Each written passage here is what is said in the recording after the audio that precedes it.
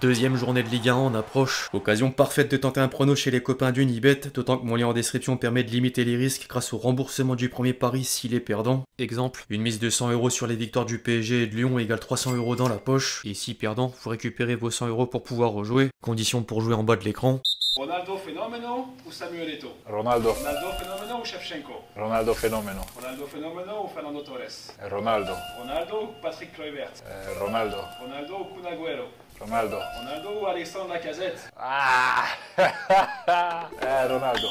L'équipe, j'espère que vous allez bien aujourd'hui suite de la série transfert J-7. D'ici une semaine, le mercato estival fermera ses portes et les clubs français doivent accélérer le mouvement pour peaufiner ou dégraisser leur effectif. D'ailleurs, plus d'un galère avec les indésirables. L'Olympique de Marseille a par exemple placé Gigot, Mbemba, Verretou ou encore Unai dans un loft et un bras de fer est lancé entre les différentes parties, les joueurs étant prêts à aller au bout de leur contrat par rapport à leur traitement. En parallèle, la Provence a repris les mots d'un dirigeant marseillais qui dit que si un joueur n'aide pas le club et se moque de nous, on ne fera aucun cadeau. Affaire à suivre, affaire à suivre. Je vais pas en dire plus, le moment est venu de faire un point général avant d'entrer dans la dernière semaine de la fenêtre de transfert. Les amis, c'est le moment de me rendre un service, vous savez lequel, évidemment m'éclater le compteur de j'aime, histoire de terminer en beauté. Merci à tous ceux qui le feront.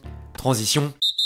On entre dans le vif du sujet avec le Paris Saint-Germain qui essaye tant bien que mal de contenter Luis Enrique avant la fermeture du marché des transferts. L'entraîneur parisien a d'ailleurs expliqué dans un entretien pour le site officiel comment le PSG fonctionne avant de recruter un joueur, et la méthode explique en partie pourquoi les arrivées auront tardé sur le mercato estival. Je cite: avant l'arrivée d'un joueur, on a un rapport très complet, on réalise un suivi comme dans le cas de Joao Neves, Pacho ou Safonov, on les suit pendant quelques mois pour voir s'ils s'adaptent, parce qu'avant de venir, ils évoluent souvent dans des équipes qui jouent différemment de la nôtre, on doit donc essayer de visualiser s'ils nous seraient utiles. Dans le cas de ceux qu'on a recrutés cet été, il n'y a aucun doute, mais si un joueur a des doutes sur sa venue au PSG, nous n'en voulons pas. C'est aussi simple que ça. On veut des joueurs qui sentent qu'ils viennent à Paris pour marquer l'histoire, qui ont faim. S'ils hésitent entre un club et un autre, c'est non. Et c'est ce que je dis aux joueurs avec Luis Campos.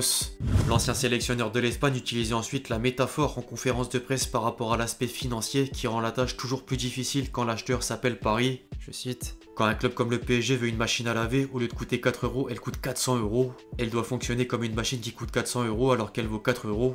Nous avons déjà bien travaillé l'année dernière avec de magnifiques arrivées. L'équipe s'est déjà améliorée à toutes les lignes, donc il n'y a aucune urgence. Je le répète, et je le répète aussi, on est toujours attentif et susceptible d'améliorer l'équipe. Luis Campos, le président et moi sommes ouverts à une amélioration de l'équipe jusqu'à la fin du mercato, mais c'est très difficile de trouver ce joueur. Les dirigeants parisiens n'ont plus qu'une semaine et peu d'informations circulent depuis la rumeur Lookman. Plusieurs sources italiennes venaient de jeter un froid sur le dossier, mais Sky Sport indique d'une autre part que le joueur de l'Atalanta a accepté les termes d'un contrat. La DA fait désormais traîner les négociations pour empêcher le départ de l'international nigérian. En parallèle, la piste Sancho s'est refroidie au point que la Juventus devrait rafler la mise. Une réflexion est toujours en cours concernant Osimhen, d'autant que Naples pourrait revoir le prix à la baisse en vue de faciliter l'arrivée de Lukaku. Le club de la capitale semble néanmoins focalisé sur les départs.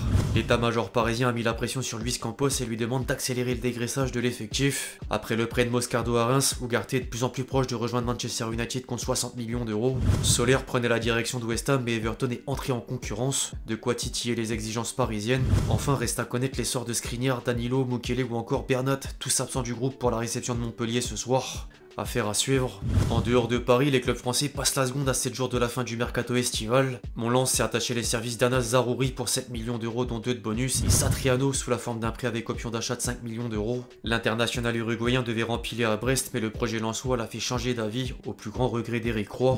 Je cite: c'est forcément une déception de voir Satriano s'engager à Lens. On a fait des efforts de notre côté pour le garder, mais il a fait un choix. On respecte sa décision. Je sais pas s'il sera sur le terrain face à nous, mais de toute façon, on s'attend à un gros match à Lens. Ça va être un combat. Au rayon des potentiels départs ensuite, Brice Samba a confirmé en conférence de presse rester sans et hors la saison prochaine. Je cite: je suis très content d'être à Lens. Rester une saison de plus dans ce club ne me dérange pas. Je suis très fier d'être le capitaine de cette équipe. Je serai lensois cette saison. Le coach, j'apprends à le connaître. Je suis agréablement surpris par sa simplicité notamment. Je m'entends bien avec lui et c'est certainement dû à son âge. Nous sommes assez proches. C'est un entraîneur avec une mentalité de gagneur qu'il essaye de nous inculquer. Il est intransigeant et il nous pousse tous les jours à l'entraînement. Il saura tirer le meilleur de chacun de nous.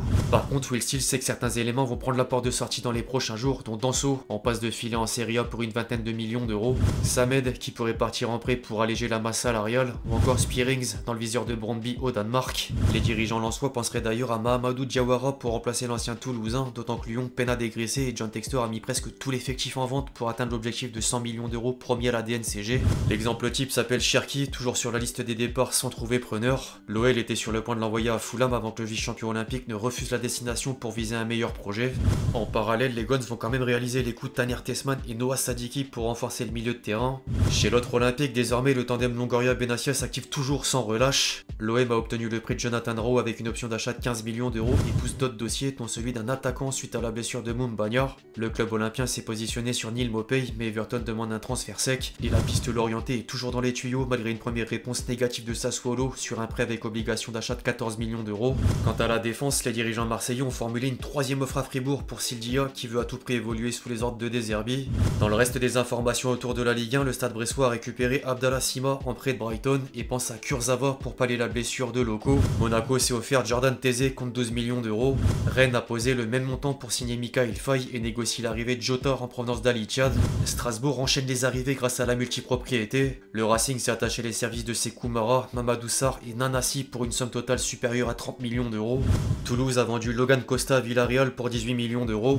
Le FC Nantes est en passe de recruter Moridio pour succéder à Alban Lafont en partance vers l'Ajax. Alors que Saint-Etienne enregistre une 9e recrue en la personne de Pierre Cornu après Brice Maubleu dans un rôle de doublure à l'Arseneur. À l'étranger, désormais, les cadres européens font encore sauter la banque à l'image de Brighton. Les Seagulls ont levé la clause libératoire de Georginio Rutter à hauteur de 47 millions d'euros. Liverpool a cédé Sepp Vandenberg contre 30 millions d'euros et s'apprête à mettre la main sur Mamadashvili pour 10 millions d'euros de plus. Arsenal est sur le point d'arracher la signature de Merino contre 38 millions et demi d'euros. Les Gunners ont dû note pas rejeter une offre de 30 millions d'euros pour Nketiah. Chelsea et l'Atlético Madrid sont enfin tombés d'accord concernant l'opération Joao Félix Gallagher. Le premier a retrouvé les Blues pour 53 millions d'euros et le second aura coûté 40 millions d'euros au Colchoneros. Le club londonien devrait ensuite vendre Armando Broja à Ipswich pour plus de 35 millions d'euros, pendant que le club madrilène revient à la charge sur David Anco. Un autre mouvement important vient de toucher au but entre l'Espagne et l'Angleterre. Le Barça avait besoin de faire des économies pour inscrire des joueurs en Liga et Gundogan a décidé de revenir à Manchester City, libre de tout contrat. L'ancien capitaine des Citizens tenait à adresser un dernier message d'adieu aux supporters barcelonais sur les réseaux sociaux. Je cite: Cher culé, après seulement un an, il est déjà temps de dire au revoir. Je suis venu ici pour relever un nouveau défi passionnant et j'étais prêt à le faire. J'ai tout donné pour l'équipe et le club de la meilleure façon possible dans une saison difficile et j'avais hâte d'aider mes coéquipiers pour cette nouvelle saison. Maintenant, je pars dans une situation difficile, mais si mon départ peut aider financièrement le club, ça me rend un peu moins triste. Néanmoins, ça a été un moment avec des expériences incroyables, des hauts et des bas. J'ai toujours voulu jouer au Barça. Je suis très reconnaissant pour un souvenir et une expérience dont je me souviendrai toute ma vie. Je vous souhaite le meilleur pour la saison et pour l'avenir. Les fans méritent de ramener ce grand club au meilleur du monde, Visca et le Barça. En parallèle, Guardiola aimerait obtenir l'arrivée de Thiago Furaichi pour remplacer Julian Alvarez et Cancelo prend la direction de l'Arabie Saoudite. L'international portugais a accepté un contrat à 75 millions d'euros sur 3 ans. En parlant de l'Arabie Saoudite, Dybala devait suivre le même chemin mais le champion du monde s'est désisté au dernier moment pour continuer l'aventure à la Roma. Dans le reste des informations autour de la Serie A, l'AC Milan a barré la route à un départ de Leao, en même temps de prêter Kalulu à la Juventus. En parallèle, la vieille dame s'est entendue avec l'Ajax pour le prêt de Rougani. Naples a dépensé 30 millions d'euros pour signer David Neres et devrait venir à bout du dossier Gilmour grâce à un chèque de 18 millions d'euros, alors que l'Atalanta s'est offert Bellanova contre 20 millions d'euros. Quant au reste des officiels, la Salernitana relance Jeffrey Adelaide et la règle du club anglais qui casse la tirelire dans la dernière ligne droite commence avec Fulham suite à l'arrivée de Sander Berge pour 30 millions d'euros. Les Cottagers ont également trouvé un accord avec Crystal Palace pour le transfert d'Andersen dont le prix devrait atteindre 35 millions d'euros. Bref, l'équipe c'est tout pour cette vidéo sur l'actualité des dernières rumeurs de transfert et quelques officiels. J'espère que vous l'avez kiffé, je compte sur vous si c'est le cas pour lâcher votre meilleur j'aime. N'hésitez pas à me donner vos avis sur tous les noms qu'on a pu aborder aujourd'hui. Et puis d'ici là, on se retrouve très vite sur la chaîne pour de nouvelles vidéos. C'était Lexti. Ciao.